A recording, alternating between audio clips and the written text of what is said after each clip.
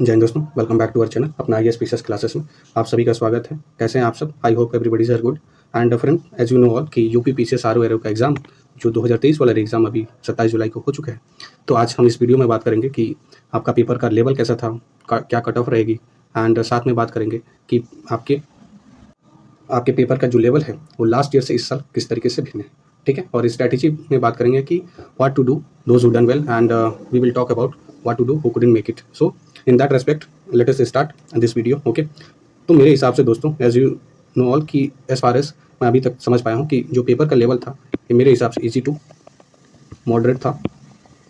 Easy to moderate इसलिए कह रहा हूँ मैं कि जब लास्ट ईयर जो 2023 वाला पेपर था वो मॉडरेट टू डिफिकल्ट का लेवल का था, तो उससे कंपेयर करके जब हम देखते हैं तब जाकर पेपर का जो लेवल की असल में पता चलती है। ठीक है, तो लास्ट ईयर उतना डिफिकल्ट, अब इस साल थोड़ा इजी साइड दे दिया, तो हमें उस साल का ध्यान देना चाहिए। ठीक है, तो मेरे हिसाब से पेपर इजी टू मॉडरेट था। ठीक है, क्योंकि इजी तो नहीं कर सकते, लोग कह रहे हैं इजी इजी इसलिए नहीं हो सकता, जो एग्ज़ाम दे रहे हैं ना एग्जामिनेशन हॉल में, उन्हें पता होती है कि कितना डिफिकल्ट होता है वो प्रेशर में झेलना। वो 3 आवर्स में काफ़ी ज़्यादा प्रेशर होता है। सो उसमें सिली मिस्टेक आपके होने के ज़्यादा चांसेस होते हैं, और ख़ासकर आपका जब पेपर फैक्चुअल आ जाए, ठीक है, तो उसमें सिली मिस्टेक आपके बढ़ जाते हैं, और जिसका हो पाता है जिसका नहीं हो पाता है, this is the major reason. जो सिली मिस्टेक कर देता है उसके होने के चांसेस कम हो जाते हैं। ठीक है, तो साथ में देखेंगे ईजी टू मॉडरेट था। पेपर में देखेंगे, आप देखेंगे एक बड़ा चेंजेस देखने को मिला। ये जो करंट अफेयर्स का जो साइड था, ये आपका देखेंगे कुछ पोर्शन से तो क्वेश्चन ही नहीं पूछा। जैसे आपको पता होगा कि डिफेंस एक्सरसाइज से तो एक क्वेश्चन आता है, डिफेंस एक्सरसाइज से क्वेश्चन ना के बराबर था। इंडेक्स से आता है क्वेश्चन, ठीक है, इंडेक्स से क्वेश्चन नहीं था। अपॉइंटमेंट से था, अपॉइंटमेंट से क्वेश्चन नहीं था।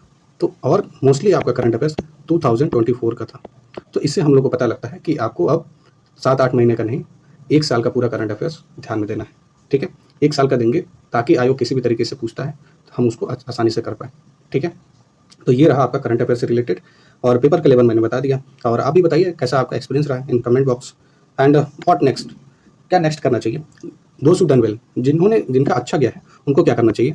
यू हैव अबाउट 4 मंथ्स, 4 महीने हैं, बिकॉज आपका नवंबर लास्ट वीक में आपका मेंस का एग्जाम होगा आर का, नहीं तो आपका दिसंबर मिड में होने के चांसेस है, मोस्ट प्रोबेबल 90% में आपके तभी होंगे एग्जामिनेशन। तो आपको ये ध्यान में रखना है कि ये जो 4 महीने हैं, 4 महीने को अच्छे से आपको यूटिलाइज करना है, जिसमें आप देखेंगे 120 मार्क्स का तो आपका प्रीलिम्स का ही आता है।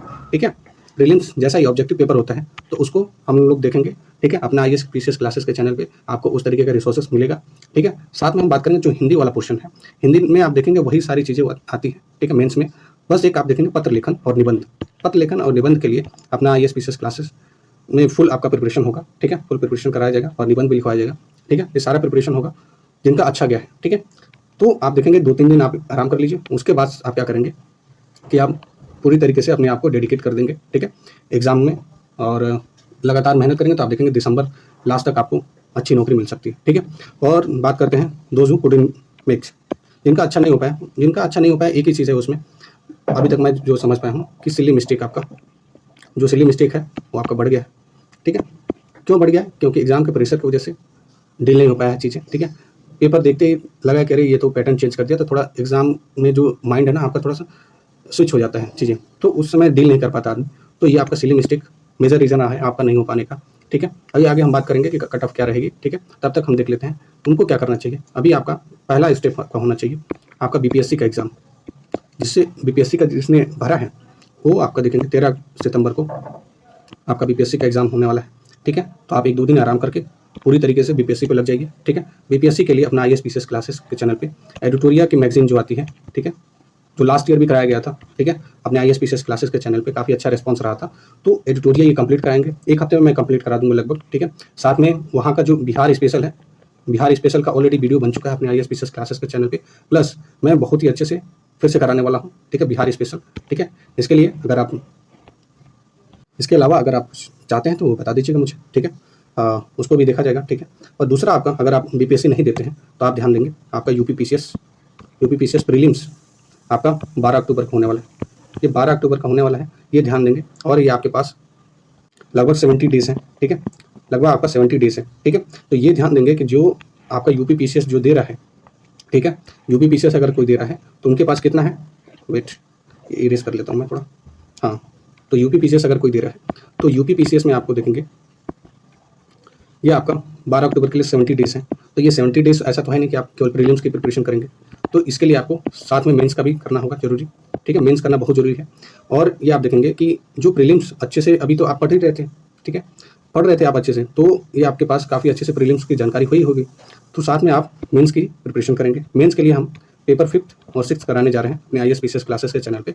तो पेपर और 6 संपूर्ण आपका ये कंप्लीट करा दिया जाएगा, पूरा कंप्लीट, ठीक है? तो यूपी PCS आपका लगभग 70 डेज़ है, उसको ध्यान में रखते हुए आपको पूर्णतः लग जाना चाहिए, ठीक है? क्योंकि आपका ये 12 अक्टूबर को एग्ज़ाम होने वाला है, ठीक है?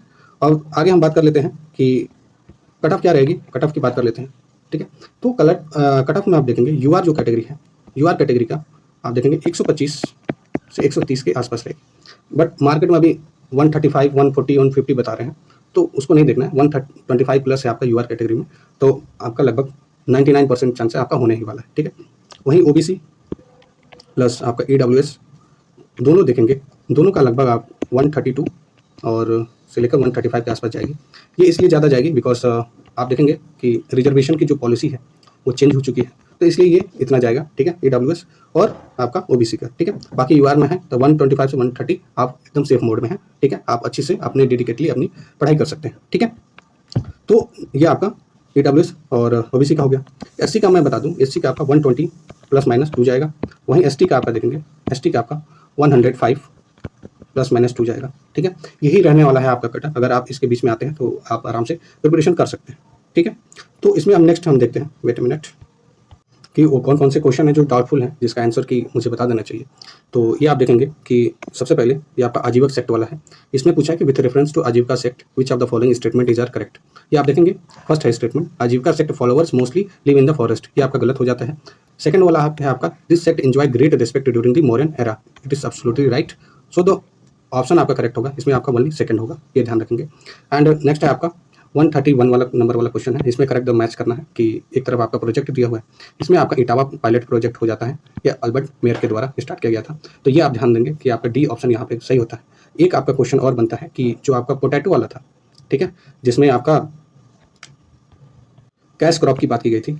तो कैश क्रॉप में आप देखेंगे कि पोटैटो को FAO फूड एग्रीकल्चर ऑर्गेनाइजेशन के द्वारा ये आलू को भी, ठीक है, ये कैश क्रॉप में रखा गया है। तो I think this question will be delete, ये डिलीट हो जाना चाहिए। बाकी खैर आयोग पे है, ठीक है, क्योंकि आयोग को तो कुछ क्वेश्चन डिलीट भी करने होते हैं, तो उसको भी ध्यान देना है, ठीक है? तो ये आप देख सकते हैं ओवरव्यू आपका, ये लगभग आपके एग्जाम के अकॉर्डिंग जो री एग्जाम हुआ था उसके अकॉर्डिंग मैंने बता दिया क्या आपकी स्ट्रैटेजी होनी चाहिए, ठीक है, क्या कटअप रहेगा, ये सारी चीज़ें। And friends, if you are new to this channel please do subscribe to our channel, because आपको काफ़ी अच्छा कंटेंट मिलेगा, ठीक है, to the point, because I know क्या एग्जाम में आयोग क्या पूछता है, ठीक है? एंड आई हैव बीन काफ़ी समय से इस प्रिपरेशन में, तो मुझे पता है, तो आप इस चैनल से जुड़ सकते हैं, ठीक है? साथ ही में दोस्तों मैं एक बिग अनाउंसमेंट करने जा रहा हूँ, अपने IAS-PCS क्लासेस के चैनल का मंथली करंट अफेयर्स निकलने जा रहा है, ठीक है? मंथली करंट अफेयर्स ये आपका निकलेगा, ठीक है? इसमें मैं आप लोग बता दूँ कि ये टू द पॉइंट आपका एग्जैक्ट जो आयोग पूछता है, जो पैटर्न है आपका, ठीक है? ज़्यादा उसमें ऐसा नहीं है कि बहुत ज़्यादा कंटेंट देके और उसका इनपुट आउटपुट रेशियो का बहुत ख्याल रखा जाएगा, तो उसका आउटपुट रेशियो आप देखेंगे काफ़ी अच्छा रहेगा, ठीक है? मैं इसकी गारंटी देता हूँ, ठीक है? और जिस तरीके से आयोग पूछता है आप देखेंगे उसके पैटर्न पे आपका करंट अफेयर्स होगा, ठीक है? ये ध्यान रखा जाएगा, ठीक है? मंथली करंट अफेयर्स अपने IAS-PCS क्लासेस का चैनल का ये निकलने वाला है, इस पे काम लगा हुआ है, ठीक है?